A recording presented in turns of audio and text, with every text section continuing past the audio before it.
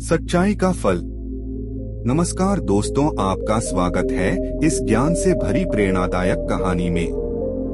एक बार की बात है, एक राज्य का राजकुमार अपनी युवावस्था को प्राप्त हो चुका था। राज्याभिषेक हेतु उस राजकुमार को विवाहित होना अनिवार्य था। इसी बात का हल निकालने हेतु राजा ने सभा बुलाई। राजसभा में राजकुमार ने कहा, मैं अपनी जीवन संगिनी की खोज स्वयं करना चाहता हूँ। राजकुमार की बात सुनकर मंत्री ने सुझाव देते हुए कहा, क्यों न राज्य एवं आसपास के क्षेत्रों से सभी विवाह योग्य कन्याओं को आमंत्रित किया जाए। उनमें से जो राजकुमार को अपने योग्य लगे वे उनका चुनाव कर लें। राजा को यह बात अच्छी लगी। राजकुमार भी सहमत हुए।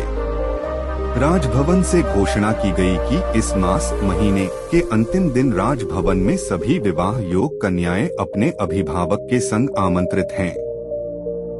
इस उत्सव में राजकुमार अपने लिए जीवन साथी का चुनाव भी कर सकते हैं।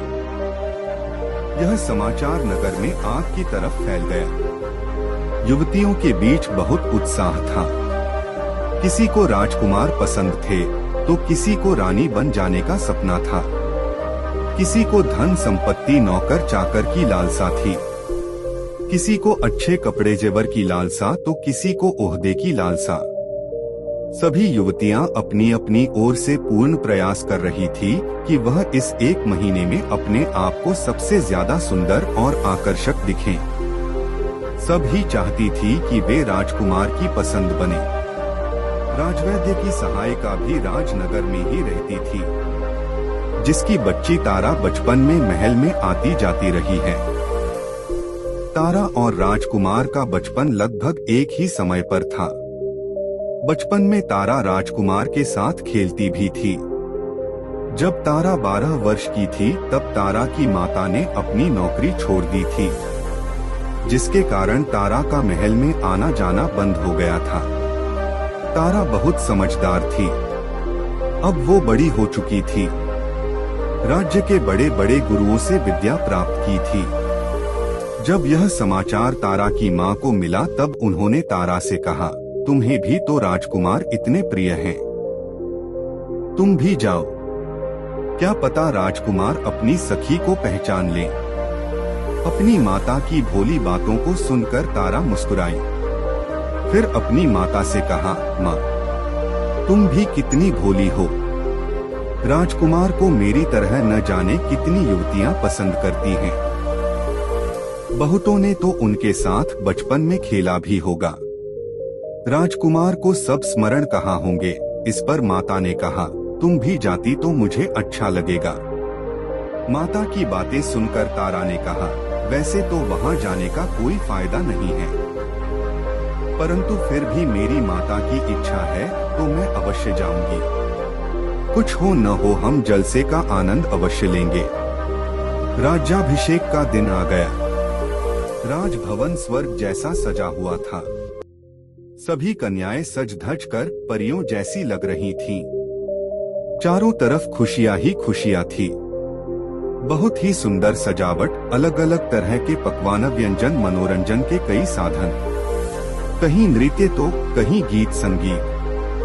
वहीं हजारों युवतियां अपना भाग्य परखने आई थी, परंतु आयोजन में राजकुमार किसी युवती से मिले ही नहीं। जब आयोजन समाप्ति की ओर पहुंचा तब राजकुमार ने एक घोषणा की। उन्होंने कहा, सभी युवतियों को एक एक बीज दिए जाएं। सभी युवतियां इन बीजों से पौधे उगाएं। 6 मास बाद जब इन पौधों में फूल आने का समय होगा तब हम गुलदस्तों की प्रतियोगिता रखेंगे, जिसमें सभी युवतियां अपने परिचय देंगी और साथ में अपने बागवानी की अनुभव साझा करेंगी। जिन भी युवती के गुलदस्ते एवं बागवानी की बात से मैं पूर्ण सहमत हो जाऊंगा, मैं उनको अपनी जीवन संगिनी चुन लूंगा। याद रहे, आप अपने काम को स्वयं करेंगी, किसी से सहायता नहीं लेंगी। आप सभी को मेरी तरफ से शुभकामनाएं। तारा बीज को लेकर बहुत उत्साहित थी। उसने अपनी माँ से कहा, माँ, तुम्हें नहीं लगता कि राजकुमार आज भी बहुत अच्छे और सच्चे हैं? तारा की माँ ने कहा, हाँ वो तो है, परंतु अब तुम पौधे लगाने पर ध्यान दो। कहो तो मैं तुम्हारी कुछ सहायता करूं? तारा ने कहा, नहीं माँ। राजकुमार ने सहायता लेने से मना किया है। अगले दिन सुबह ही घर के पीछे मिट्टी खोदकर तारा ने बीज बो दिया। उसमें पानी भी डाल दिया। प्रतिदिन तारा सुबह उठ देखने जाती कि पौधा उगा या नहीं। 15 से 20 दिन बीत गए तब भी पौधा नहीं उगा। तारा मायूस हो गई। उसकी माता भी दुखी थी। न जाने तारा ने बीज लगाने में क्या गलती कर दी, जिसके कारण पौधा उगा ही नहीं। धीरे धीरे 6 मास बीत गए पर पौधा नहीं उगा। एक दिन राजमहल के तरफ से घोषणा आई कि मास के अंतिम दिन गुलदस्ता प्रतियोगिता होगी। जिन भी युवतियों को बीज मिले थे वे सभी अपने अभिभावक के साथ आमंत्रित हैं। प्रतियोगिता के दिन सभी युवतियां अपने अभिभावकों के साथ सज धज कर गुलदस्ता लेकर राजभवन पहुंच गईं। सभी युवतियों एक एक कर राजकुमार से मिली। सबने पहले अपना परिचय दिया, पहले अपना नाम बताया, फिर अपना गुलदस्ता राजकुमार को देकर अपने बागवानी की अनुभव साझा किया। इधर तारा के पड़ोसियों से उसे सलाह दी कि माली से फूल लेकर गुलदस्ता बना लो, परंतु तारा बिना गुलदस्ते के ही राजभवन आने का निश्चय किया। अब तारा की बारी आई। उसने राजकुमार को हाथ जोड़कर प्रणाम किया। तारा ने राजकुमार से कहा, हे राजकुमार, मेरा नाम तारा है। मैंने राज्य के महाविद्यालय से उच्च शिक्षा पूरी की है। मैंने राज्य के महान गुरुओं से समाज शास्त्र, दर्शन शास्त्र एवं गणित का उच्चतम ज्ञान प्राप्त किया है, परंतु मुझे खेती और बागवानी का ज्ञान नहीं है।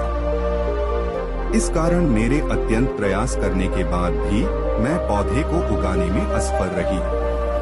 अतः मैं आपके लिए गुलदस्ता नहीं बना सकी। इसके लिए मुझे आप क्षमा करें।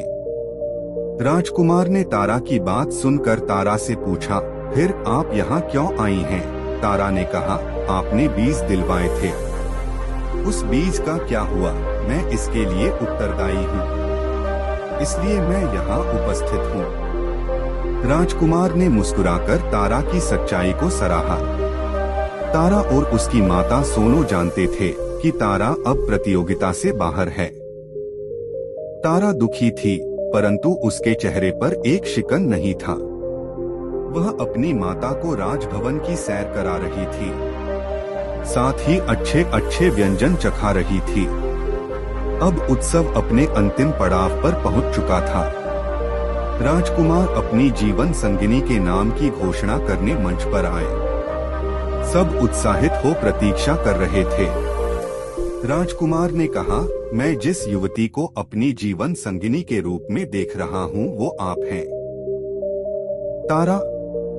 अपना नाम सुन तारा विश्वास नहीं कर पा रही थी कि राजकुमार ने उन्हें अपने जीवन संगिनी के रूप में चुना है। तारा की माता भी भाव विभोर हो गई। उधर बाकी युवतियों ने विद्रोह कर दिया। उनका कहना था, जिस युवती ने गुलदस्ता लाई ही नहीं, उसे जीवन संगिनी के रूप में क्यों चुना गया? राजकुमार ने पक्षपात किया है। जितने मुंह उतनी बातें होने लगी। इन सब से राजा क्रोध हो गए एवं राजकुमार से सत्य जानना चाहा। तब राजकुमार ने राजा के साथ साथ प्रजा को संबोधित करते हुए कहा, तारा को चुनने का कारण उनकी ईमानदारी है। आप सबको बांझ बीज दिए गए थे, फिर भी सब गुलदस्ते के साथ पहुंची हैं। जबकि तारा ने यह स्वीकारा कि उसके प्रयासों के बाद भी पौधा नहीं उगा। मुझे अपने जीवन में एक ईमानदार जीवन संगिनी की आवश्यकता थी, जो तारा को प्राप्त कर पूर्ण हुई। सीख: ईमानदारी का कार्य दिखने और सुनने में कष्टकर लगता है एवं होता भी है, परंतु ईमानदारी के वृक्ष पर लगे फल सदैव मीठे होते हैं एवं आत्मा को संतुष्ट करते हैं। दोस्तों, आपको ये कहानी कैसी लगी कमेंट करके जरूर बताएं और अपने दोस्तों के साथ शेयर करें।